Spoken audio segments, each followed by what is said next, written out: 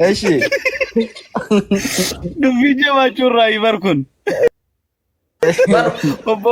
واني واني استاذ امزا استاذ ابو ياسر سنجالد وان اداني مجرى مالي والله تكاين بيلي وان وني امبر سيسمي abbaayyaas wanni kana kufee raabshaa godharu mana jalaa diigameen kijibaaraa maal ta'e boleessu jima keessa mana kiyya nagaa jedha of sobaa sheeka of sobaa nun sobinaati itti ufate abbaa kiyyaati Abdurrahim kiyya itti ufi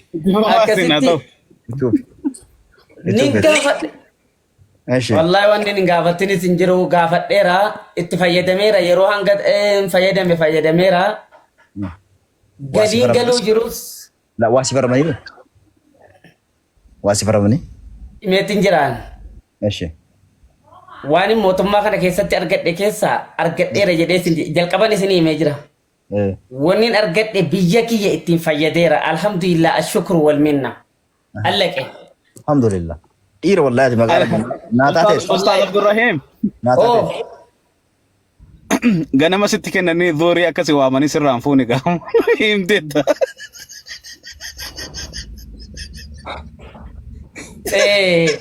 Inni dogongoratti nana qubaytaa isan waan hin dhuunfaa kiyya takka mana hedduutu lafa jira. Kondominiyeemii fudhadhee hulaalama fuudhee ka'eetiin kun haraami zulmii kiyyaa miti kun halaal kiyyaa miti namatu itti dafqee bahe je'een keessaa bahe wallahi an. Misobinga. Kun wallahi anaaf halaalii miti jedheen keessaa bayan. Nama illee keessaa baasee ofiifis keessaa bahin bayan. Wallahi rabbiin isin dhiisoo hin taa'u. Kan nuti qabsoomneef kanaafii miti. Kan nuti qabsoomneef waa nama zarafuu miti. Fooqii namaa hulaa namaa fudhachuu miti. Sheikh Abdurrahim rabbi nu fadhiisu dhagaye ani Abu Yasir hinanna jennee nu milkaa'uu dhabne miti. Si kenna nadi nu miti. Hinanna jennee hiree dhabne Itoophiyaa keessatti kan kan hin jedhu qoy isinumaa kennaniif moo wanni kun.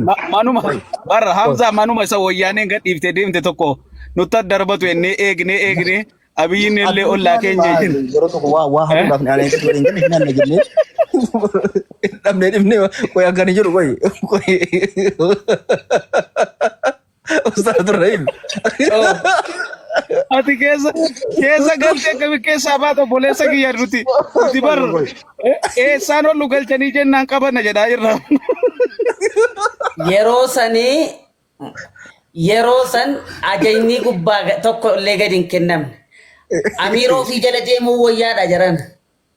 Yoo guddaan keenya waan akkanaa fudhadhaa jedhee gallabse ni fudhanna. Haraam namaa tana keessaa baha. Odoo ciiftanu keessa duutani mana ulaalamaa shanti beetii takka beeka. Wallahi rabbiin na arga amma waan tanaa. Waan hin jiruu kiyya ilaan addunyaarraa ilaa amma isaan isinitti dubbachuu jiru kana kan hin daganne jechuudha. Miskiina waggaa meeqa kurraaziidhaan jiraachuu jiru mana 60 moo mana 70 har'a sababa ta'eeti sababa jecha rasuula rabbii alayhi salaatu wassalaam kitaaba san keessatti argee jecha sanii ka'ee mana dhaqee kitaaba san bitee achitti na baasee waan tokko godhachuun qabaa batalay jedhee jala muradhee waan kana tokkittii kana bichaan na keessaan battu isinii galaa. Qoy barsiilas rabbiin kun hojii rabbii kun beeyta nama waa qabutti waa kenna rabbiin amma isin mana argattanii kana ibsanii keessaa baatan akkasitti jechuun kanuma namaa jalqabatti galtanii keessaa baatan moo isinii kenna dina kondominiyeemii kan na yaaman isin yaaman ishee qottoo aqallee ni qabda qabsoofteetta manni kun kunoo namni ebelus fudhataniiru hulaa kan atis qottu kana sii qabne Allahu akbar aboo Rabbiin kanaaf kanatti nan eegun jedheen ilmi namaallee kanatti waa qubanan qabuun jeen. Maal jechuudha sheeka rizqii dhufe didduun maal kun sheeka shari'aa faaleetan isin maal jechuudha? Rizqii inni kun natti xiqqaate akka laffaatii kiyyaatiin. Kanaafuu duuba fudhatanii kan biraa dabarata gaafachuudha malee samaarii guutuu sharreessan. Sheeyni amma akka isaan dubbataa jedhanu haqaaf osoo hin taane akka isaan qabsaanitti manni kennamte sun hin xiqqaate. Kondominiyeem taate mana dhuunfaa ta'uu jaa naaf galee. Akkasii sheeka.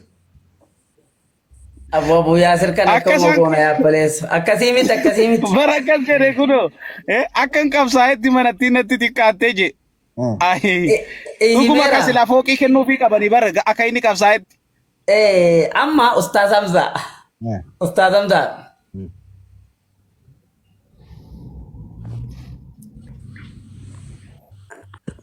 Adda barome moo?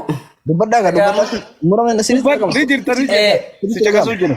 Warri manni gadi. Amma namni kuni mootummaan kuni bilisoomneerraa jechuun kuni mana manatti waa namaa hiramuudhaa miti. Mana manatti waa namaa hiramuudhaa miti.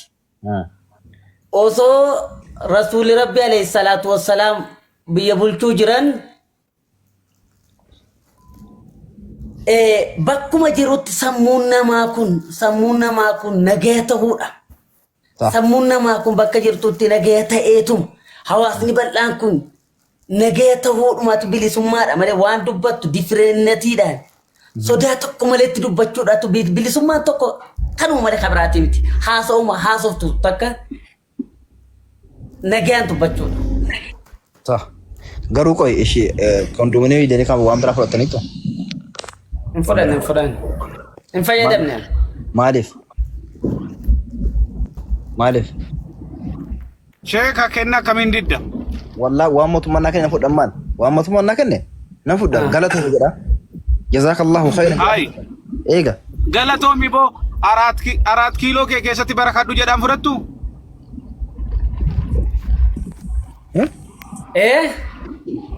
Ma mawdu Inga bara ishee nama fakkaata. Laa Sheekh Abdurrahmaan.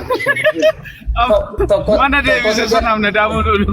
Mana sun deebi'uu qaba wallaahi. Kondomee sun deebi'uu qaba maqaa rabbi kutaan tokko kiyya akka tokko keessan inshallah. Maal jechuudha qoy. Aboo kasanii olii rabbi nuu kenna hedduu jira dhiis. Alhamdulillah kunoo kana alhamdulillah malli. Hedduu jira yaa Ustaaz Hamzaa kiyya wallaahi siin jedhee waa hedduutu jira. Meeshin na bira kottaa bahaa kottaa meetar takka. Waajira.